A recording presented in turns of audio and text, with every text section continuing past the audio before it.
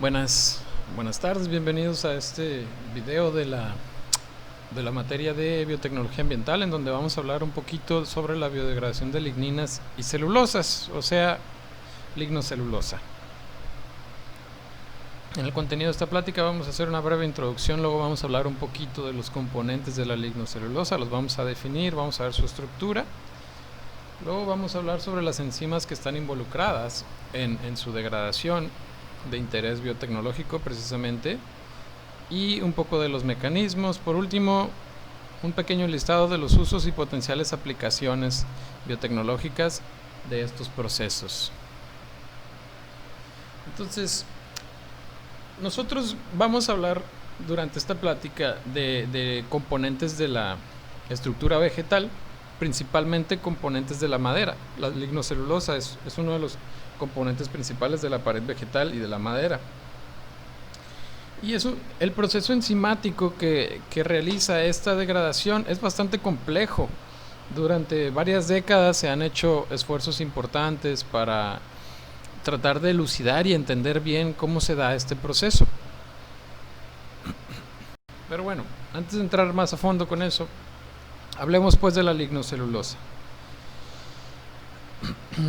La lignocelulosa aparece pues en las plantas y es una estructura altamente conservada y que ha evolucionado con el tiempo, sobre todo en las plantas leñosas, porque es un componente fundamental para estas estructuras vegetales, porque le provee funcionalidad mecánica y le da protección física contra tanto factores biológicos como factores climáticos en las plantas. Entonces, esta gran evolución que vivieron o que han desarrollado las plantas se nota en la gran complejidad de esta estructura. Y se piensa que durante pues el transcurso de la evolución estos complejos estructurales de lignina, celulosa y hemicelulosa se han vuelto cada vez más complejos, pues válgame la redundancia. Entonces, la lignocelulosa pues es uno de los componentes principales de la pared celular. Brinda funcionalidad mecánica y protección física, como lo dijimos. La madera es un compuesto natural químicamente muy complejo, es uno de los polímeros naturales más complejos. También yo creo que de los más fascinantes, más intrigantes, porque de verdad es increíblemente complejo y varía su estructura mucho entre distintas especies, aunque al final sigue siendo el mismo compuesto. Ahorita vamos a hablar un poco más a detalle con esto, pero las paredes celulares de las plantas pues están compuestos de un entramado muy complejo de lignina, hemicelulosa y celulosa. La función principal de la lignina y la hemicelulosa es proteger estos túbulos, estas microfibras de celulosa, porque son estas, bueno, entre otras, pero la función principal, sobre todo la lignina, es esa, es protección, porque las estructuras de celulosa las requieren las plantas para transportar nutrientes y para transportar agua y pues brindar toda la funcionalidad del organismo. Entonces, si no tuviéramos este entramado aquí de la lignina, la celulosa estaría expuesta a factores climáticos, a factores biológicos y pues como les digo, es un componente primordial para el funcionamiento de las plantas. Y bueno, este complejo estructural puede ser tan impresionante como en el caso de las secuoyas norteamericanas, que pueden desarrollar troncos increíblemente anchos y tamaños y alturas impresionantes, ¿no? Entonces, la lignocelulosa también la podemos encontrar en las frutas y vegetales y en general en las estructuras vegetales, tanto en los tallos, en las hojas y en los frutos. Como les mencionaba, los principales componentes de las paredes vegetales son la lignina, la celulosa, la hemicelulosa pero también puede haber algunos otros componentes, como son ácidos orgánicos, pectinas, nitrógeno, que están difundidos a través de la estructura de esta. Y bueno, aquí ya estaban adelantándonos un poco de cómo se les llama o cómo se les conoce a las enzimas que catalizan tanto la oxidación o las hidrólisis, la ruptura pues de estos complejos poliméricos. Pero ahorita vamos a ver un poquito más de cerca todo esto. Las microfibras de celulosa aquí están representadas, la hemicelulosa está representada por acá, y bueno, todo este compartimento que está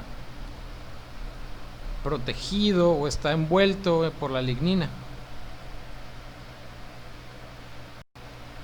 Y entonces, como les digo, todo la lignocelulosa pues es un complejo matricial polimérico, es una matriz de complejos poliméricos muy sofisticada, donde por ejemplo en este diagrama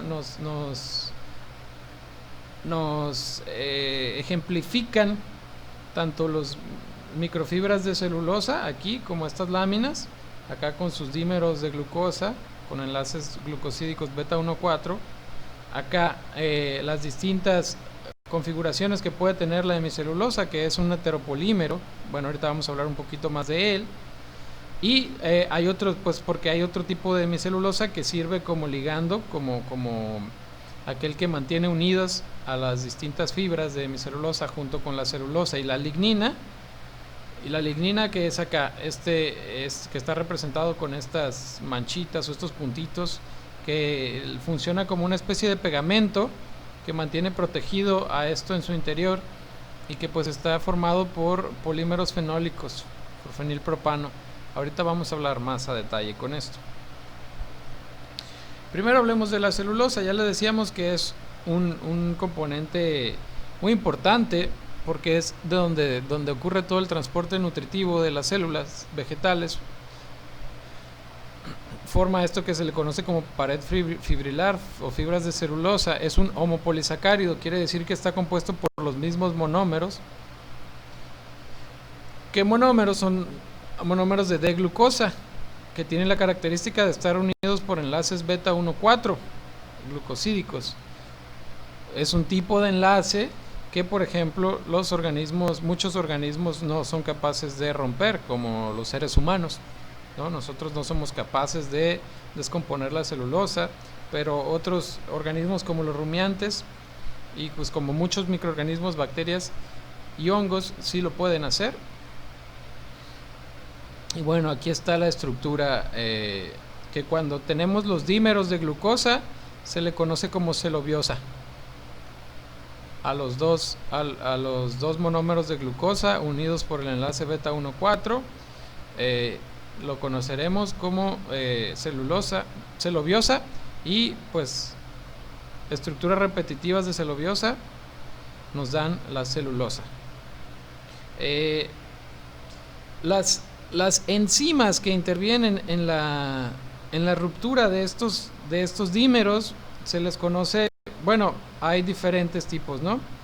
Pero principalmente las celulasas, celobiohidrolasas, endoglucanasas, beta-glucosidasas, son enzimas que participan en la ruptura, en la despolimerización de la celulosa, y que básicamente se encargan de romper esos enlaces, ¿no? Hidrolizan el enlace beta 1,4, son enzimas hidrolíticas todas estas que les menciono, ¿no? Entonces, de esta manera atacan a la celulosa a través de la ruptura de la hidrólisis del enlace beta 1,4, y entonces ya se vuelven azúcares, glucosa, azúcares disponibles que las bacterias o los organismos utilizan pues para su desarrollo. Aquí está un poco más de lo que les mencionaba. Las fibras de celulosa, así como polímero, son poco solubles y presentan buena resistencia a la biodegradación. Sin embargo, pues cuando son atacadas por las enzimas que ya mencionábamos, celulasas y todo el grupo de celulasas que es como la familia general, se le conoce como celulasas, y ya pues podríamos ver dentro de las celulasas a las celobiohidrolasas, endoglucanasas, betaglucosidasas, etcétera, etcétera. Entonces, cuando tenemos pues el monómero es glucosa, el dímero se le llama celobiosa, y a la matriz completa pues se le conoce como fibras de celulosa. También hay estructura que tiene mayor grado de cristalinidad, que es la celulosa cristalina, y hay celulosa que tiene menor grado de cristalinidad y se le conoce como celulosa amorfa, que también tiene otras, como es menos su grado de cristalinidad, da soporte estructural y también resistencia a la degradación. Y bueno, ya aquí empezamos a ver cómo la hemicelulosa se envuelve o envuelve a las fibras de celulosa, y también va a ser envuelta por la lignina. Todo es un poco complejo, ¿sí? Lo tratamos de ver como a grandes rasgos, pero hay muchos tipos de hemicelulosa, hay diferentes conformaciones de la celulosa, pero bueno, vamos entrando ahora con la hemicelulosa. La hemicelulosa, a diferencia de la celulosa, es un heteropolisacárido, o sea, está formado también por subunidades de azúcares o monómeros de azúcares, pero no es el mismo monómero el que se repite. Aquí puede ser una combinación de varios.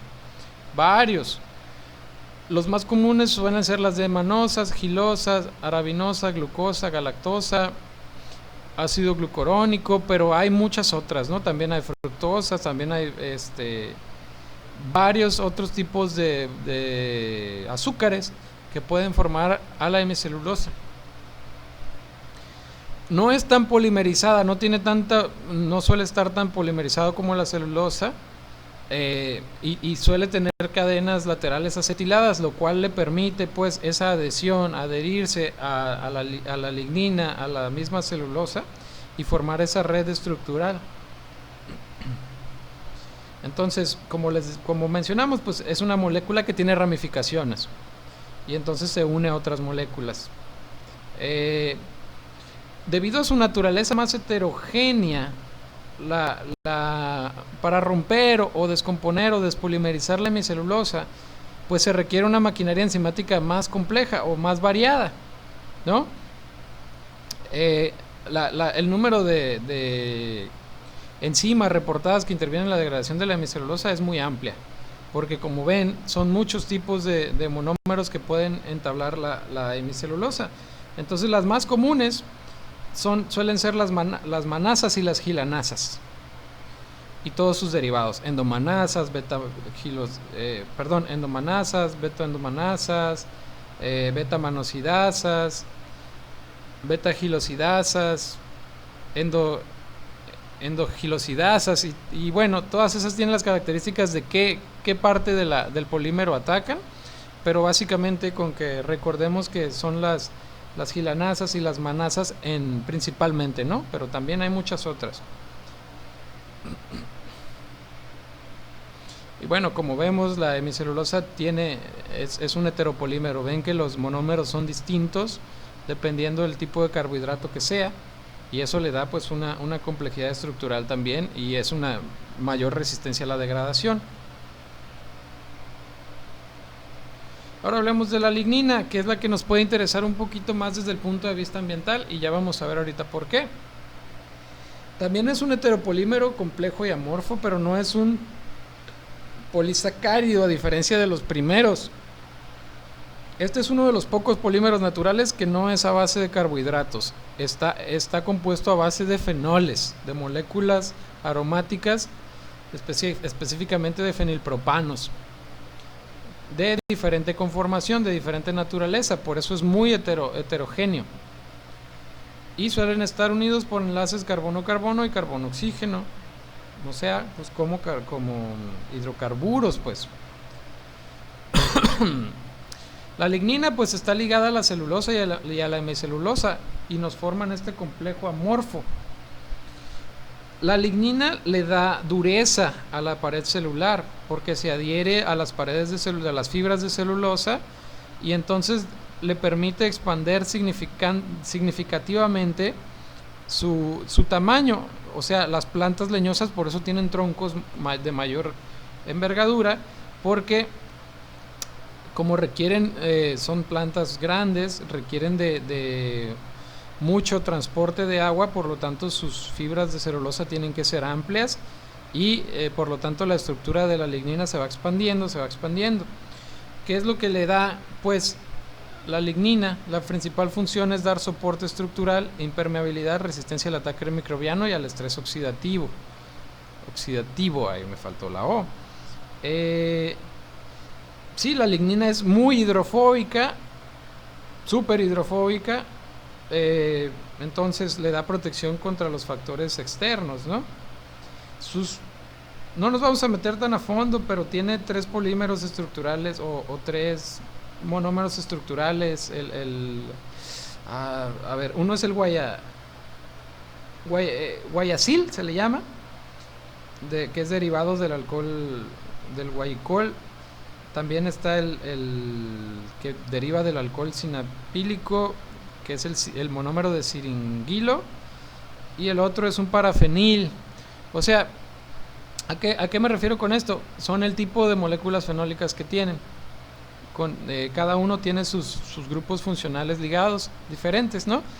Pero la lignina es tan compleja, tan heteromorfa, que no ha sido posible hasta ahorita definir una estructura de la lignina como tal, porque varía también de un organismo a otro. Se proponen modelos y que están acercados, ¿no? Pero es tan heterogéneo y tan grandes las cadenas de lignina que es difícil dar un modelo definitivo de ella, ¿no? La lignina la sintetizan las plantas precisamente mediante la extracción de agua de los azúcares. Entonces las plantas toman azúcares, extraen las aguas, formando estos monómeros fenólicos, y luego se unen. Y tiene un gran peso molecular porque tiene varios ácidos alcoholes y diferentes ramas. Y entonces pues esta característica es la que le da esa elevada recalcitrancia y esa amplia estabilidad estructural, resistencia mecánica y demás. Es verdaderamente fascinante la lignina y su estructura. A mí siempre me ha llamado mucho la atención en lo personal. Pues he trabajado un poco con ella también. Durante la tesis de maestría precisamente trabajé con enzimas degradadoras de lignina. Pero bueno, vamos hablando de eso un poco más adelante. Ahora, aquí nada más una tabla de manera de ejemplo. Fíjense que los diferentes tipos de madera, por ejemplo la madera suave y las maderas duras, esas características tan diferentes se las dan o están relacionadas principalmente con sus diferencias estructurales y sus proporciones, ¿no? La madera dura suele tener un contenido de celulosa un poco mayor y de lignina poquito menor en promedio, pero suelen tener diferentes tipos de hemicelulosas, mientras las maderas suaves tienen galactoglucomananos, arabinoglucoronoxilanos, y las maderas duras suelen tener gluconorogilanos y glucomananos principalmente, ¿no? En diferentes proporciones, y pues algunas cantidades de pectina y de cenizas y otras cosas. Mientras que las fibras menos duras, ¿no? Como la avena, el trigo, los cereales, suelen tener un menor contenido de lignina y suelen tener un mayor contenido de celulosa. La lignina, pues, es de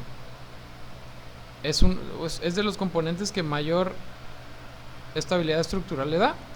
Las fibras o estos componentes que son ricos en fibras pues tienen alta cantidad de celulosa, la cual pues es fibra dietética para nosotros.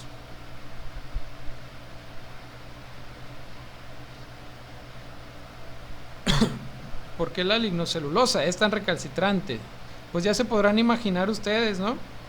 La lignina principalmente es la que protege a la celulosa y a la hemicelulosa. Al ser un polímero tan estable, no muchos organismos son capaces de descomponerla. Como la celulosa está entrelazada con fibras de hemicelulosa, que también es bastante recalcitrante, no tanto como la lignina, pero sí bastante, pues también es más difícil acceder a ella. La celulosa también de por sí tiene un alto grado de cristalinidad y polimerización, entonces por sí sola la celulosa es muy poco soluble, por lo tanto también es resistente a la degradación. Y pues por lo mismo que decíamos que es un entramado de muchas fibras, su área superficial es pequeña porque tiene alta cristalinidad, entonces es poco accesible para la degradación, entre otras cosas. Pues vamos hablando un poquito más de los organismos degradadores de lignina, porque como vimos, la lignina, de todos estos polímeros que estamos viendo, es la que se asemeja más a muchos contaminantes ambientales, ¿no? Si ustedes ven la estructura de la lignina, pues te puedes dar cuenta que hay muchas moléculas sintéticas que siguen este tipo de patrones, siguen este tipo de formas. Bueno, ahorita hablamos un poquito más de eso. Los organismos que degradan la lignina y la lignocelulosa, pues, porque aquellos organismos que degradan la lignina no la degradan por placer, la degradan para acceder a la celulosa. Y entonces, por ende, pueden degradar toda la lignocelulosa. En el ramo de las bacterias, que han sido menos estudiadas, hay actinobacterias, alfa-proteobacterias y gamma-proteobacterias. Sin embargo, los hongos son por mucho los organismos más estudiados y más ampliamente distribuidos que son capaces de degradar lignocelulosa. Y de estos, los basidiomicetos son los campeones, aunque también hay algunos grupos de ascomicetos que se conocen como hongos de pudrición suave, ya que degradan parcialmente la lignina, pero no la degradan normalmente por completo. De estos, la mayoría de los basidiomicetos pertenecen a la primera categoría, que son hongos de pudrición blanca. Y se les llama hongos de pudrición blanca porque cuando crecen en la madera dejan un color blanquecino característico de la celulosa cristalina. ¿Qué ocurre entonces? Que estos son los hongos que son capaces de degradar y mineralizar al 100% la lignina. Los hongos de la pudrición marrón no degradan por completo la lignina, solo la despolimerizan parcialmente y por eso dejan una tonalidad más marroncita. En los hongos de pudrición blanca ya no hay lignina, y entonces la tonalidad de la celulosa es más blanquecina, por eso se va viendo blanca conforme van ya empezando a degradarla. Entonces, en ejemplos de bacterias, aquí solo como dato turístico, aquí en algunos trabajos recientes se han logrado identificar, se han logrado aislar y se están trabajando con enzimas pues de procariontes de este tipo de organismos, enzimas degradadoras de lignina, aunque todavía hay mucho trabajo que hacer. Como les mencionaba, los hongos de pudrición blanca y de marrón son aquellos que degradan con mayor eficiencia la lignina. De estos, pues hay muchos, hay estimaciones de que hay arriba de 1500 especies de hongos que pueden degradar la lignina. Estos organismos descomponen y asimilan los polímeros de celulosa. Normalmente no usan a la lignina como fuente de carbono, pero sí en algunos casos puede ser. Lo que hacen es desestabilizar la lignocelulosa para hacer la celulosa accesible, porque pues la celulosa es la que contiene azúcares más bioasimilables, y entonces el mecanismo de degradación de la lignina es parte de un metabolismo secundario. Este tipo de hongos tienen dos tipos de sistemas de degradación, uno que es intracelular y otro que es extracelular. El intracelular se lo utilizan principalmente para la despolimerización de los polisacáridos, es decir, para la celulosa y la hemicelulosa, y el sistema extracelular suele ser empleado pues para la degradación de la lignina. El sistema extracelular tiene o utiliza principalmente dos tipos de enzimas: las enzimas hidrolíticas, que pueden descomponer los polisacáridos, y las oxidorreductasas o las enzimas oxidativas, que degradan la lignina y los anillos fenólicos abiertos. Entonces, como les decía, la biodegradación de la lignina es un proceso oxidativo, se basa en enzimas del tipo óxido reductasas, es parte del metabolismo secundario porque el objetivo de los organismos no es la utilización de ese material como fuente de nutrientes o fuente de carbono. Lo hacen principalmente hongos de pudrición blanca, es donde está más extendido, más estudiado y más entendido. Y como les decía, es principalmente extracelular y muy poco selectivo. Esa es la peculiaridad también muy interesante de estas enzimas. Como son muy poco selectivas, tú las puedes utilizar también para degradar muchos sustratos que sean de tu interés, como contaminantes. Entonces vamos a hablar un poquito más. La lacasa es una glicoproteína cúprica que tiene en su centro activo 4 átomos de cobre, que son en donde ocurren las transferencias de electrones. Es capaz de oxidar una gran variedad de sustratos fenólicos y no fenólicos. Es de las enzimas más estudiadas por esa gran versatilidad que tiene y estabilidad. Dura mucho tiempo y no requiere de mayores cofactores o de mayores sustratos más que oxígeno. ¿Sí? Cataliza la oxidación de sustratos fenólicos utilizando pues al oxígeno molecular como aceptor de electrones y produciendo agua. Está presente en prácticamente todos los hongos de la madera. Todos los hongos que degradan madera prácticamente tienen esta enzima y muchas bacterias también tienen esta enzima. Y como les mencionaba, es extracelular.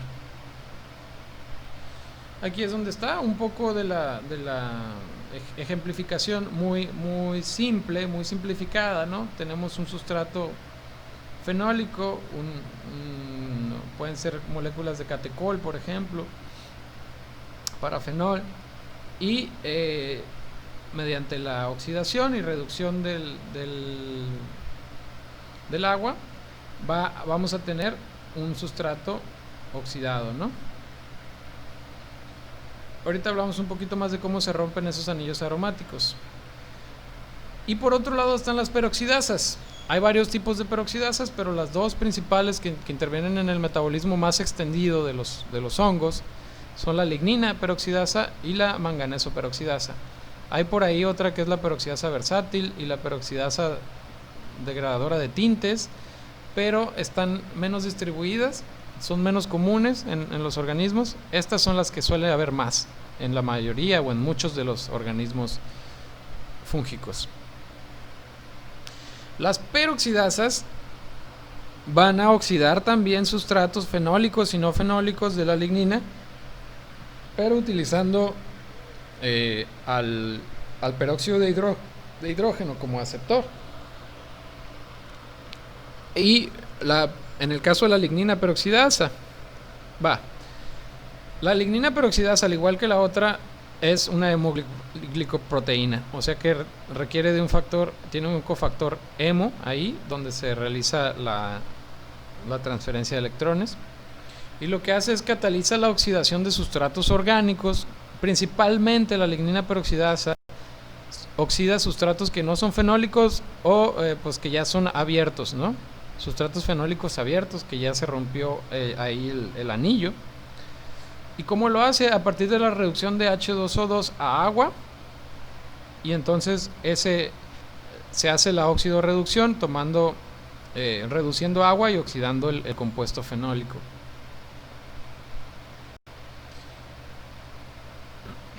Bueno, aquí está un ejemplo para sustratos fenólicos como el catecol, donde a partir de la acción de enzimas como las peroxidasas o las lacasas, se rompe el anillo aromático, se forman, al eliminarse los hidrógenos de estos anillos, se forman otro tipo de grupos funcionales, pero ya no en forma de anillo, y a partir de esto pues ocurren otras series de oxidaciones o hidrólisis, y se forman compuestos de cadenas cortas y largas que ya son de mayor asimilación biológica, fácilmente degradables como el ácido acético o el ácido succínico y muchos otros ácidos orgánicos, oxálicos y demás. Entonces, la manganeso peroxidasa también actúa sobre sustratos fenólicos y no fenólicos, pero es un mecanismo más bien indirecto.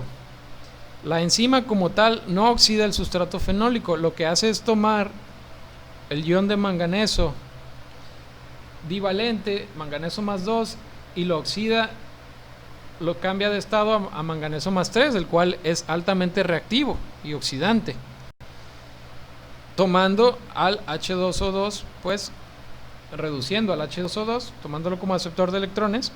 ¿Y qué va a ocurrir? Que cuando se forma este manganeso más 3 es estabilizado por agentes quelantes, por ejemplo oxalatos,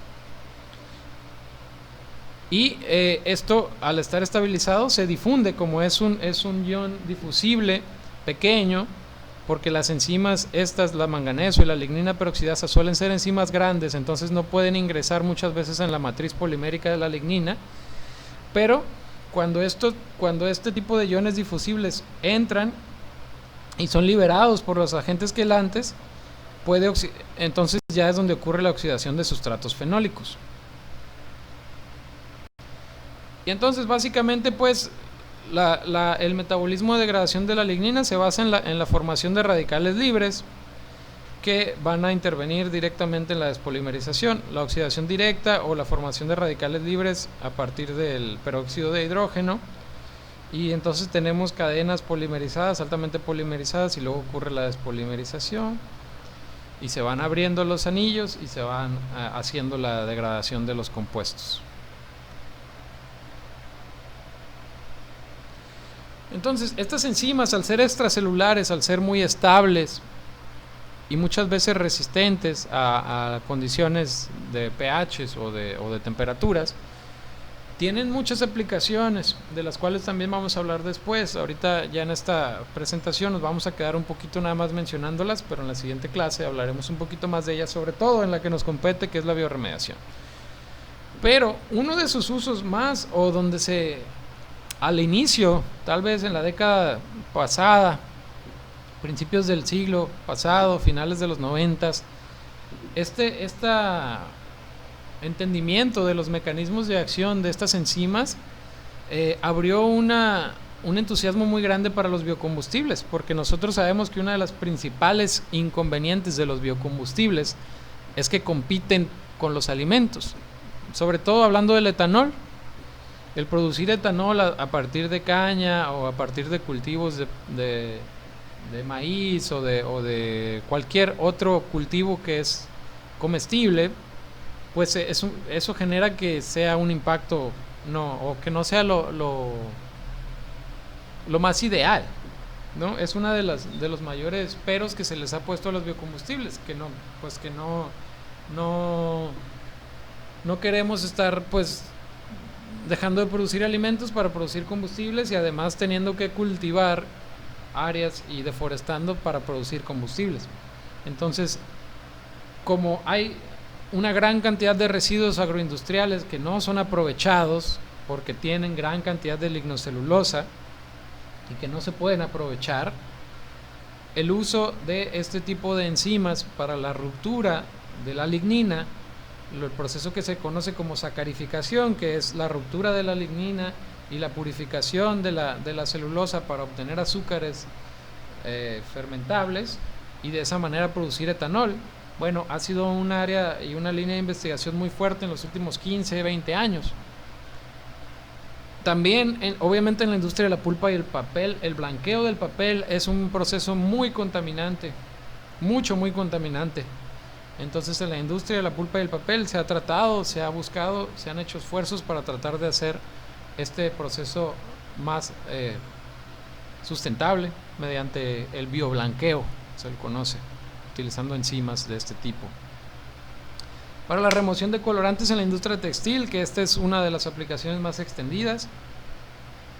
La síntesis química, bueno, ya son aplicaciones más sofisticadas. En la industria cosmética, para purificar compuestos. Y pues en la bioremediación. Aquí va incluida pues la remoción de colorantes también, porque muchas veces los colorantes están en las aguas residuales.